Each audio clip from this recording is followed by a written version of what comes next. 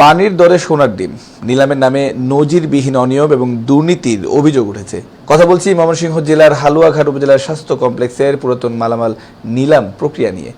প্রতিযোগিতা ও স্বচ্ছতা উপেক্ষা করে নামে মাত্র মূল্যে রাষ্ট্রের মূল্যবান সম্পদ লস প্রজেক্টে হস্তান্তর করা, রাষ্ট্রের অনেক ক্ষতি করে নিজস্ব সিন্ডিকেটের লোকদের কাজটি পাইয়ে দেওয়ার প্রবণতা ছাড়া কিছুই হয়নি। নিলামের নামে প্রহসন হয়েছে। একটি সুষ্ঠু নিলামের ঘোষণা দেওয়ার কথা থাকলেও বাস্তবে এর কোনো প্রতিযোগিতামূলক নিলাম অনুষ্ঠিত হয়নি।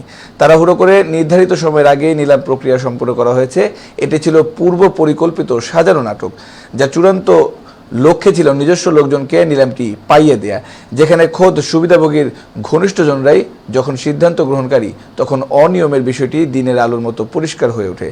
পরিশেষে রাষ্ট্র তার সঠিক রাজস্ব পায়নি, তার পকেট ভারী হয়েছে বিশেষ একটি গোষ্ঠী ও ব্যক্তির।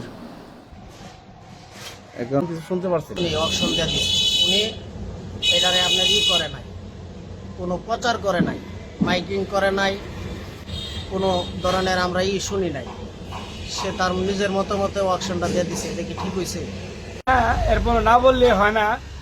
ইতিমধ্যে আমাদের হালুয়াঘাটে স্বাস্থ্য কমপ্লেক্সে কিছু পুরাতন ভাঙারি মালামাল ছিল। কালকে গাইবীভাবে একটি মহল মালামাল টিএস এর নেতৃত্বে মালামালগুলো বিক্রি করে দিতে পারে।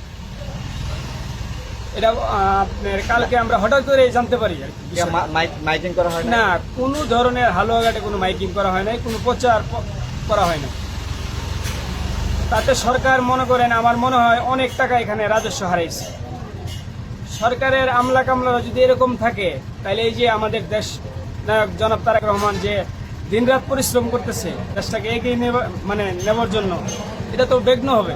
কারণ একটি দেশের প্রধান আর কিছু এমপি মন্ত্রী তো পারে না এই দেশকে উন্নয়নের কিংবা যে অবস্থায় আছে এর চেয়ে আরো আগায় নেওয়ার জন্য।